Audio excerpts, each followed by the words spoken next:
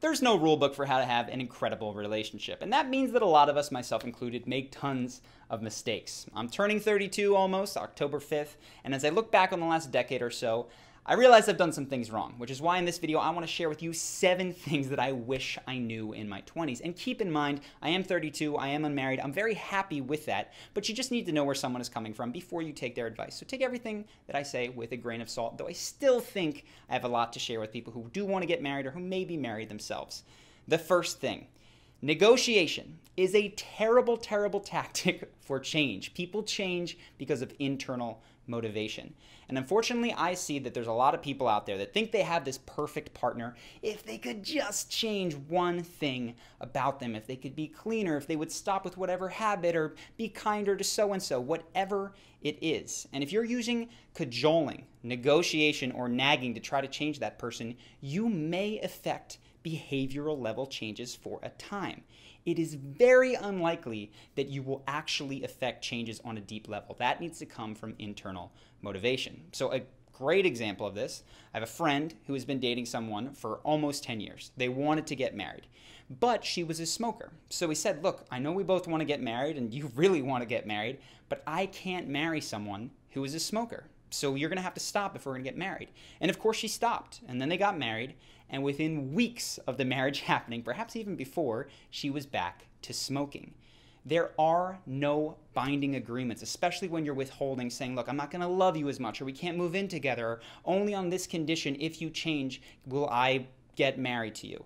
In any of these cases, what you need to expect is a backfire. So you kind of have to get used to accepting the person that you're dating, if you want to stay with them, as they are today, while being prepared that they may grow and evolve in amazing ways and in some ways that are difficult for you. The second thing has to do with chemistry. When I was in my 20s, I focused a lot on chemistry. Did I feel that physical spark? Is this someone I want to spend a ton of time with? Was I head over heels infatuated with them? And what I very quickly found out is that that is a phase that cannot last forever. And when that is the bedrock of your relationship, well, there's not much there underneath it when it inevitably goes away. I find, as I look around, that some of the strongest relationships in my life that I observe are people who are fundamentally friends. And so a really good question to ask yourself as you're dating someone is, would I be friends with someone if I wasn't infatuated? If you took away the ability for us to be physically intimate? If the answer is yes, well, that's a great sign. But if not, it's unlikely that this relationship is going to last for very long. Now, this can be tough to do because when you're infatuated, self-deception is the name of the game. You can't see any of their flaws. Everything is perfect. So a very good way to kind of cut through the self-deception is to observe and even speak to your friends.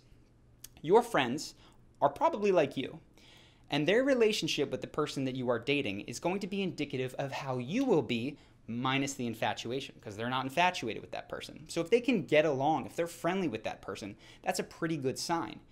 But if a lot of your friends, most of them, even all of them, don't have great things to say or aren't very interested in spending time with that person, it's very likely that you won't be either once the infatuation wears off. This isn't to say that you should date by vote or take a committee on this. This is just to say, to recognize that they are almost like you in a few years' time in terms of the clarity with which they can see this individual. So keep your eyes peeled.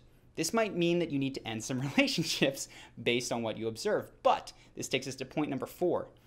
Duration is one of the worst measures of the quality of a relationship, and unfortunately I think it's the one that everyone uses. You hear, stay together, can they make it work? All of these sorts of phrases that we have in popular idiom, they seem to indicate that the only thing that makes a relationship valuable is if it continues till death do us part. But I am sure that you know a couple who just makes themselves miserable, and probably you've had someone in your life who was entered for a short period of time, left, but was still a positive influence.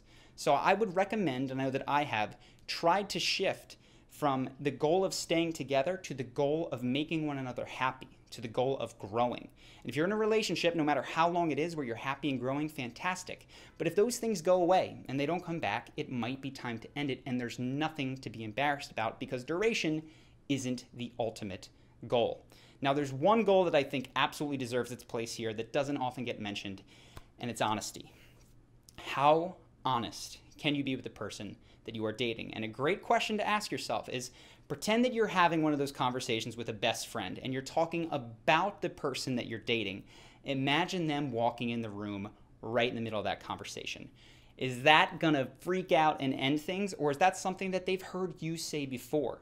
If you're withholding things from the person that you're with, it is my belief that that will cause deep, sometimes unseen cracks in the relationship. It will build resentment. It will take you farther from one another. And while a lot of people, I see this on Reddit, when someone cheats, they say, for instance, don't tell them. If, the relationship has been great, if you just don't tell them about the fact that you cheated, you can keep things amazing. That's not ever been my experience in observing other people. Resentment festers when you cannot be open and clear. So, get to the point in your relationships where you could be sitting in a room talking to your friend about that individual, maybe not saying the nicest things about them, but they know generally what you're saying. They know that you've recognized their flaws, you've shared them with them, and you are open and honest about them. That's going to make things much, much better.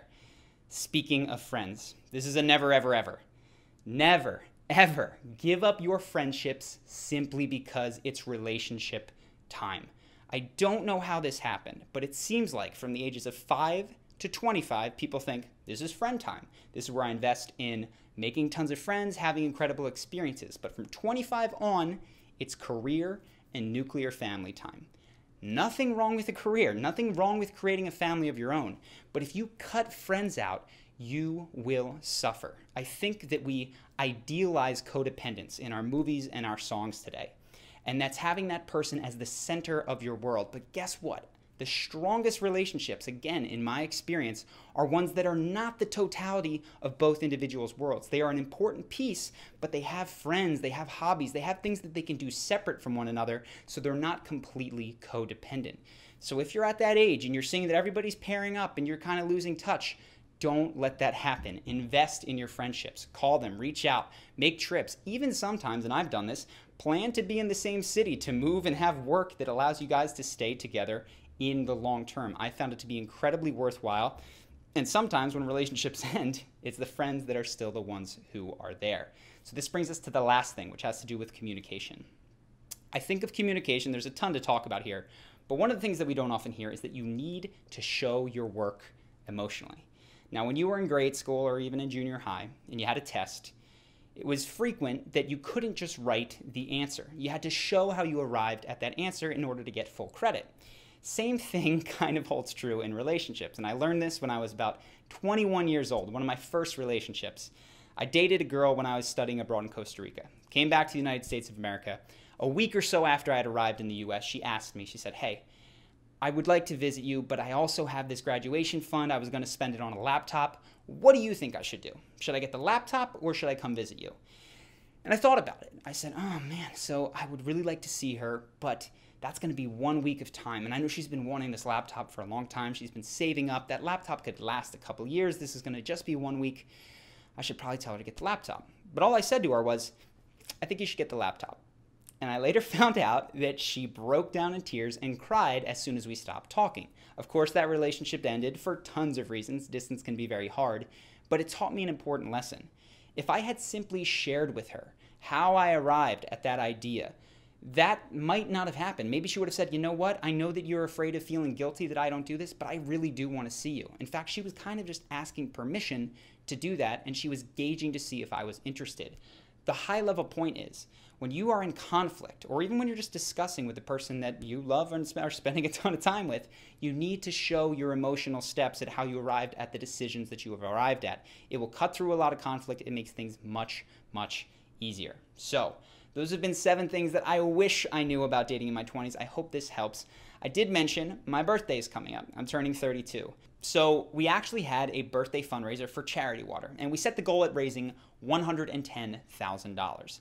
Thanks to you, we blew past that goal. We have raised at this point almost $190,000. That is thousands of people that are going to get access to clean water, totally thanks to you, thanks to the Charisma on Command community. I could not have done this without you. Truly, this is the only birthday present that I want this year. It's been incredible. Thank you, thank you, Thank you for watching. Thank you to those of you who donated. It means the world to me. Charity Water is an organization that gets clean water to people who don't have it. So maybe they're walking miles a day to get it, or maybe they're just drinking dirty water. Regardless, Charity Water digs wells, gets biofilters, has tons of other solutions so that a community has clean water for years to come, which is truly transformative and super high impact in terms of improving the quality of life. Now, I have to say, I was inspired and I want to raise the bar a little bit. So I'm going to be donating again to this campaign, pushing us closer.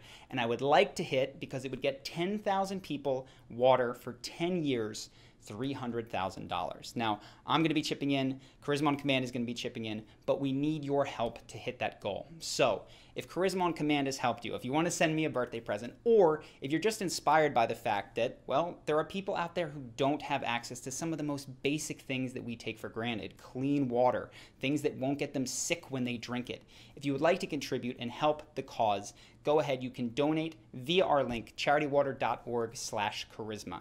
This was originally for the Keanu Reeves video that we did. You guys are breathtaking. I appreciate it so much. No matter what, it's been an excellent 32 years, and you guys mean the world to me. So thank you so much.